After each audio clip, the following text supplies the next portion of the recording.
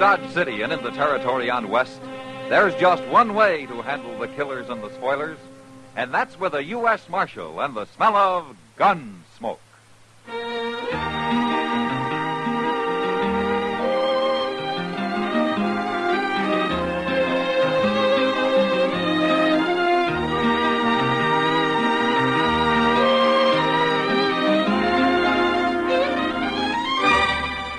Gunsmoke, starring William Conrad.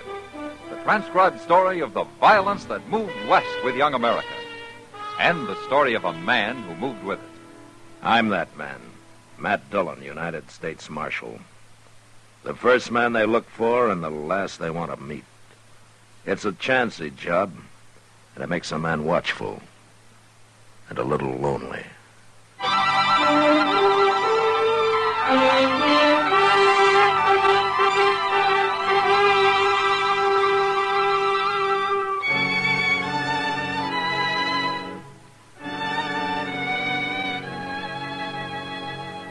Every man who comes to Dodge doesn't spell trouble, but sometimes a stranger rides in who, to my eye, has it written all over him.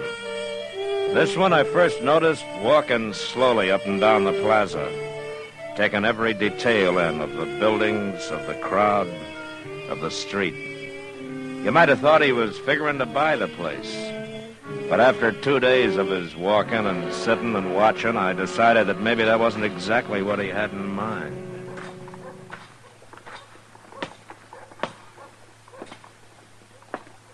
You looking for somebody, mister? You've been in Dodge long enough, stranger. You know who I am. Marshal Dillon. If there's anything about this town you haven't found out, maybe I can help you. This is the first civilization I've seen in months, Marshal. Just trying to get used to it again. By the way, my name is Cole Yankton. Well, it ain't no summer name, Marshal, if that's what you're thinking. What do you do that keeps you away from civilization, Yankton? Oh, I've been horse trading, around among the settlers, a few peaceful Indians. Uh-huh. But you're done with that now, huh? I sold what I had. Come out pretty good, too. You know, most men who come here with a stake spend it gambling. I haven't seen you near a saloon yet. I'll look them over later. You aiming to stay here long? I come here to take the Santa Fe to Wichita, Marshal. Well, it goes every day. You got something against me? No, not yet. I guess being a lawman, you gotta be suspicious of everybody, don't you? Not everybody. There's nothing wrong with me, Marshal. Now, don't you worry about a thing. I won't, Yankton. Good. I'm going to let you do the worrying.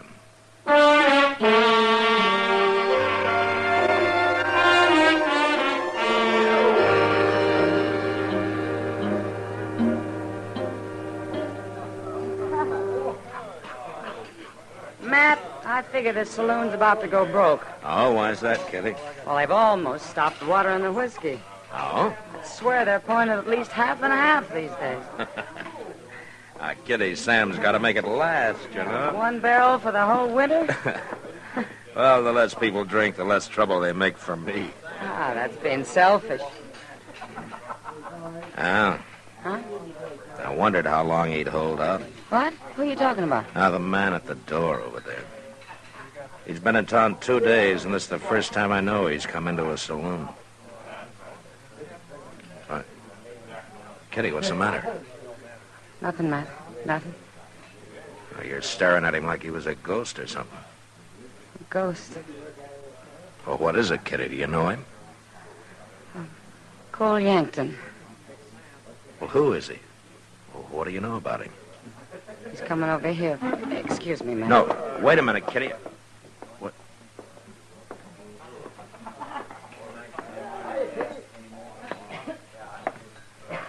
Evening, Marshal. Hello, Yankton. Your girl took off. Uh-huh. She's going out the back door. She's really leaving. Yeah, it looks that way. Now, why'd she do that, Marshal? I wouldn't know, Yankton. You ain't even curious? I don't figure it's any of my business. Maybe you're right, Marshal. Maybe it ain't. Like I said, Yankton, you worry about it. Good night. Good night, Marshal.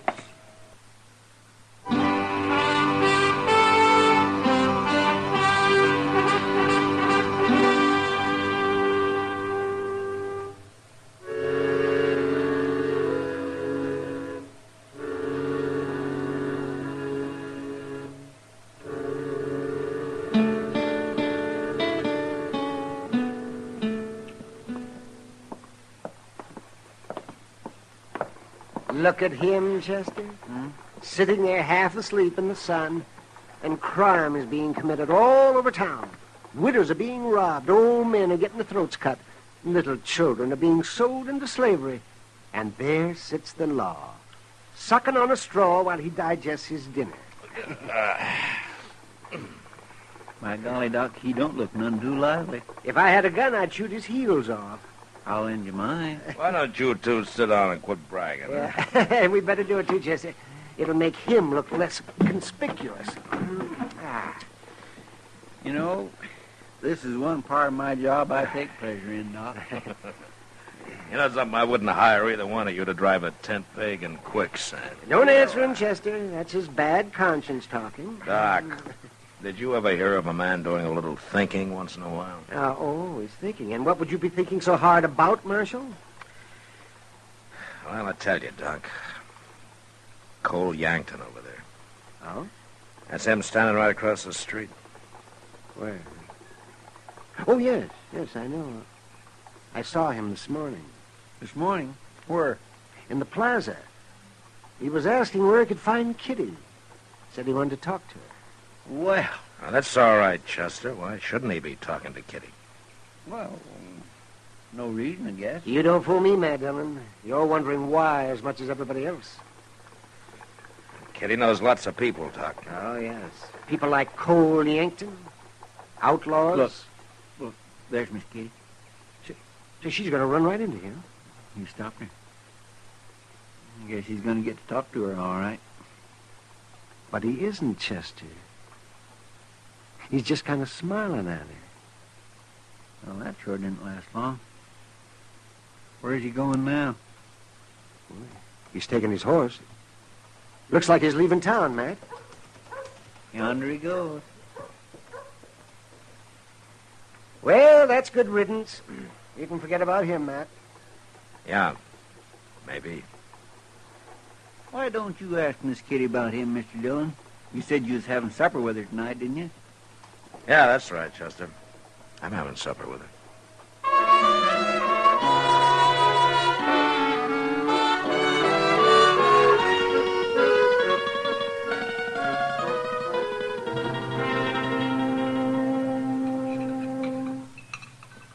You like the enchiladas, Matt? Well, I'd like 'em better if I knew what they were using for meat, Kitty. Haven't you ever been here before? No, not often. Yeah, for one thing, it's too long a walk. This place is hardly part of Dodge. Now, just 'cause it's at the edge of town. I don't think you like Mexican food, Matt. I grew up on it, Kitty. Well, the walk's good for you. Gives you an appetite. Huh? Mm-hmm. Is that why you brought me clear out here? I get tired of eating at Delmonico's and those places.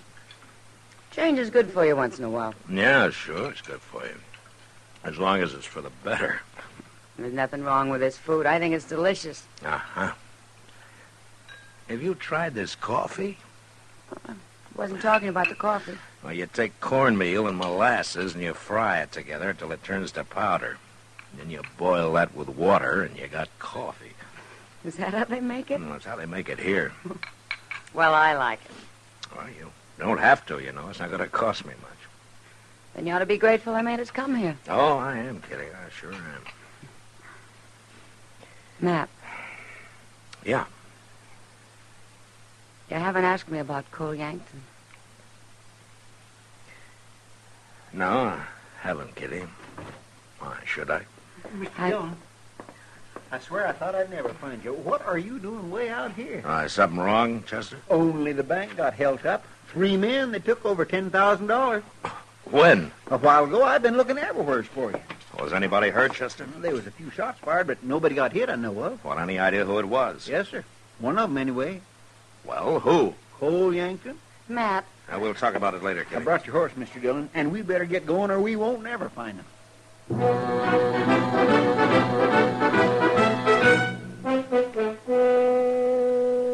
All Chester knew was that Cole Yankton and his partners had headed south out of Dodge. So we started after him. We rode blind for a few hours. I was about to give it up and wait for daylight when we ran into a cowboy who'd heard him ride past him in the dark. When I told him who I was, he told me the only place in the whole country where they might be hiding. And an hour later, Chester and I were crawling on our bellies up to a half-fallen shack that lay under a small bluff. They ain't even hiding in the shack. They got a fire going outside. They'd have been safe enough if it hadn't been for that cowpuncher, Chester. Yankton's the one laying on the ground, ain't he? Yeah. Quiet now. Just hold it up, Chester, and listen. Don't worry. Won't nobody find us tonight. Come on, let's get a little closer.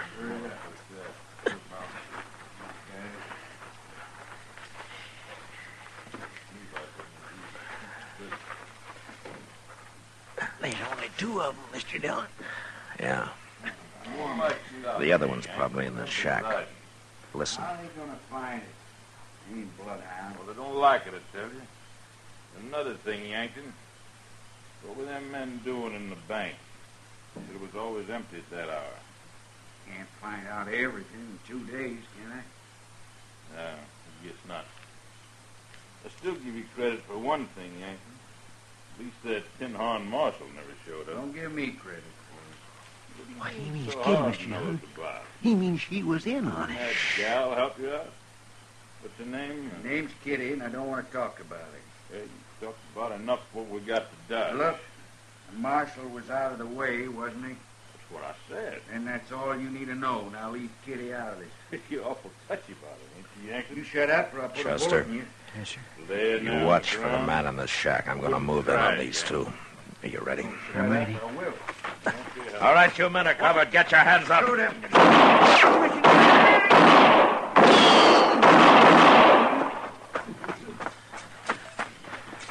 I got that fella in the door, Mr. Dillon. I gave up, Marshal. Don't shoot. Got 'em all but him. All right, keep your hands up, Yankton. You're up. All right, get on your feet. No, I can't, Marshal. I'm too dizzy. What? I got hit. Marshal, I Got him, too, I guess, Mr. Dillon.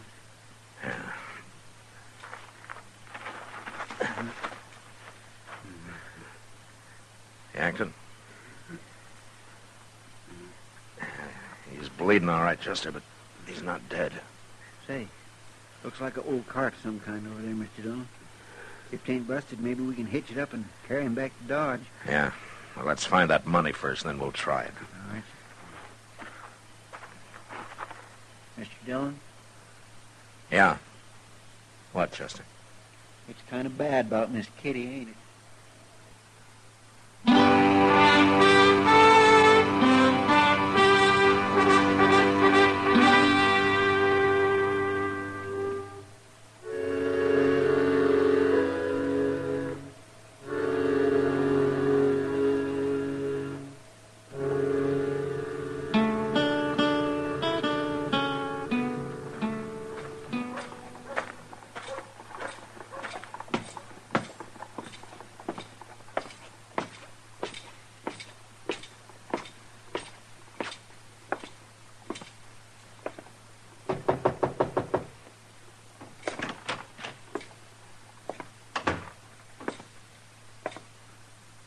Hello, Matt. How is he, Doc? I've done all I can for him, Matt. I ain't gonna make it. I never thought I would. And I don't give up, Yankton. There's always a chance. My partners. They're both dead, ain't they, Marshal?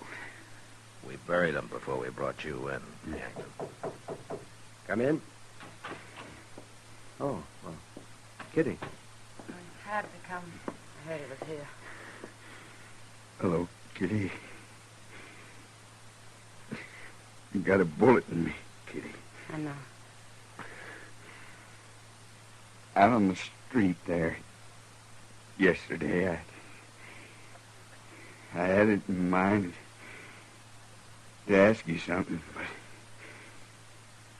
when I got close to you, I knew I couldn't.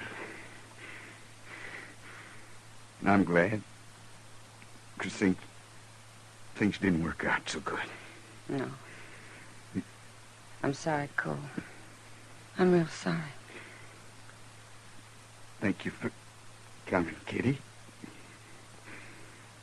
I won't bother you no more.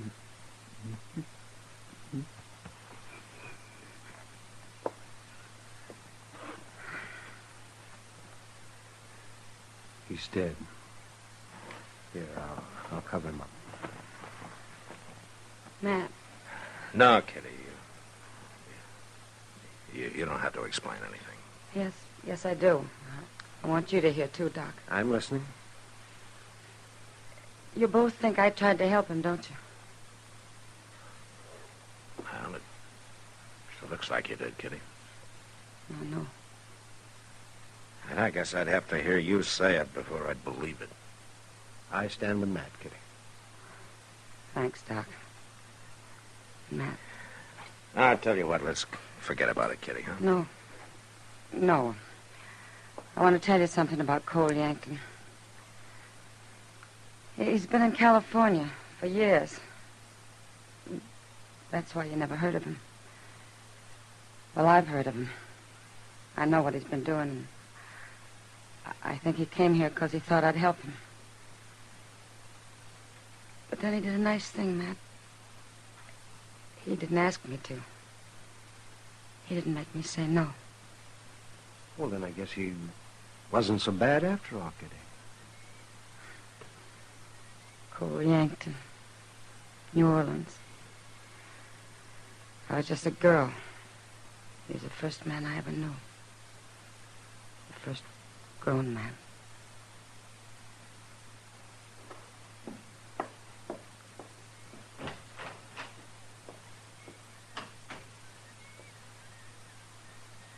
Yankton was a fool, Matt. Yeah. He should have stayed with that girl. Yeah, she's all right, isn't she, Doc?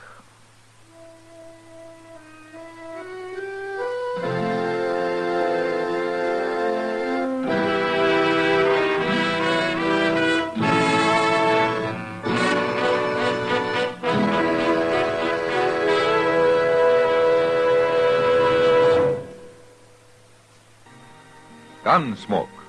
Produced and directed by Norman MacDonald, stars William Conrad as Matt Dillon, U.S. Marshal. Our story was specially written for Gunsmoke by John Meston, with music composed and conducted by Rex Corey. Sound patterns by Tom Hanley and Bill James. Featured in the cast were Vic Perrin and Barney Phillips.